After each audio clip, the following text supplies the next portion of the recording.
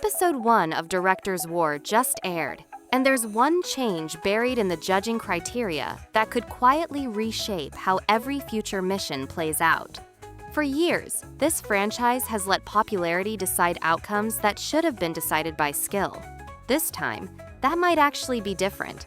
I'm going to break down exactly what changed in the voting system, why the Bada versus Ingyoo battle is the clearest proof of it working, and what it means for names like Renan, Simiz, Casper, and Minjun heading into the Mega Crew stage. Stay until the end, because the pattern this season is following has a direct precedent from an earlier season in this franchise, and it tells us something about who's actually positioned to win. If you're new here, this channel breaks down every episode of the Street Fighter Dance franchise, so subscribe if you want to stay ahead of the next mission drop. The voting format finally makes sense. The biggest structural shift in this episode is how audience engagement factors into the scoring. In previous seasons, view counts and online popularity could swing a result by a large percentage, which meant a dancer with a bigger following going in could outscore a technically superior performance before the judges even weighed in. This episode treats audience reaction as a single vote, equal in weight to any other single vote, rather than a multiplier on the whole result. That's a meaningful correction. It stops the show from being a popularity contest dressed up as a dance competition, and it gives dancers who don't have a built-in fan base, the ones who are technically strong but quieter online, an actual path to winning on merit.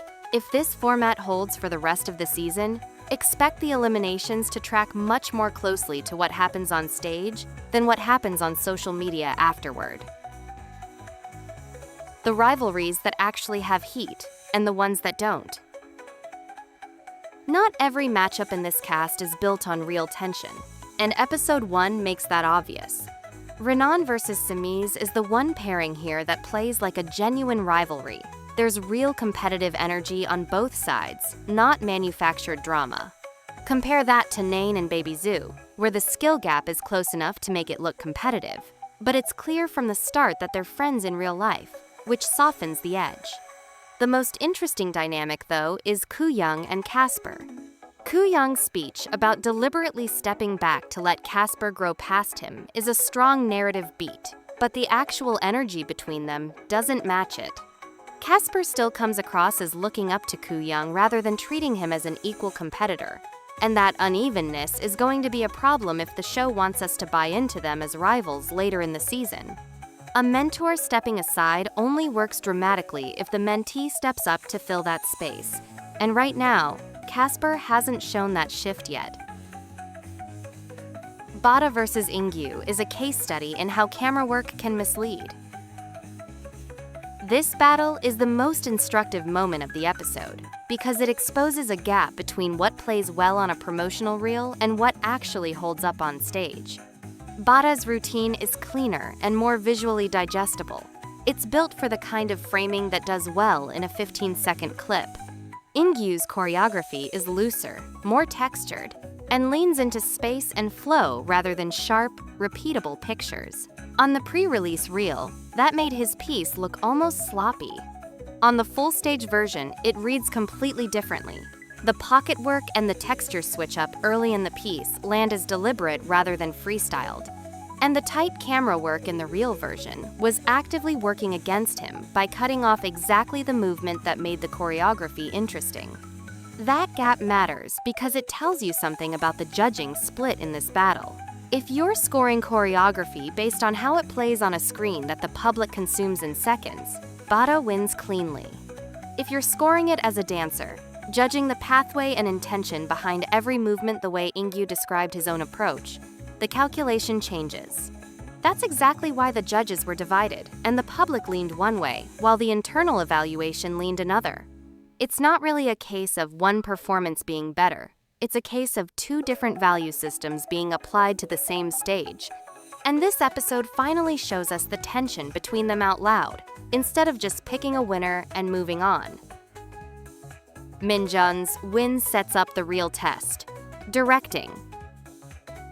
The show has been building Minjun as an underdog since the first frame, so his win here lands as earned rather than convenient. But the actual story starts now, not with this battle. The format is called Director's War for a reason. Winning a battle as a performer and winning as a director who asks other dancers to execute your vision are two completely different skill sets.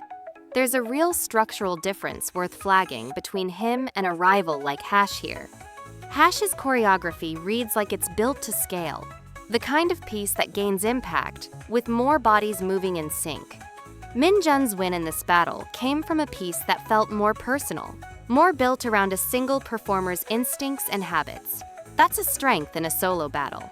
It's a completely different challenge when he has to hand that vision to a cast of dancers who don't share his specific physical language and trust them to execute it as convincingly as he would himself. What history in this franchise tells us is coming. This isn't the first time this franchise has run a mission built around identifying an underdog crew or performer early and tracking how the narrative treats them afterward. In the male season of this franchise, the opening mission was structured almost identically to what we're seeing here. Dancers were pitted against each other specifically to expose weak links. Losses accumulated into a visible underdog label, and the crew or performer left holding that label became a focal point for the rest of the season. That earlier season's judging panel also showed the exact split we're watching play out now. One judge consistently prioritized potential and instinct over technical polish, while the others leaned towards stricter, cleaner execution. The same divide that decided Bada versus Ingyoo here. And by the time that earlier season reached its finale, the format had shifted to directly blend a global popular vote with the judges' score, rather than letting one dominate the other. Which is functionally the same correction Director's War appears to be making from episode 1, instead of waiting until the finale to apply it. If that pattern holds, expect two things going forward. First, the underdog label attached to Minjun isn't just a feel-good moment, it's very likely to become the through line the editing leans on for the rest of the season. Second, if the show is already applying a more balanced voting structure this early, it suggests they've learned from how badly a skewed public vote can undercut a finale, and they're not waiting until the last episode to fix it. Do you think this voting change will actually hold for the whole season? Or will it quietly slide back toward popularity once the mega crew missions raise the stakes? And between Bada and Ingyoo, which version of that battle do you think should have won? On stage versus on camera? Drop your take in the comments. And subscribe if you want the breakdown ready the moment the next mission drops.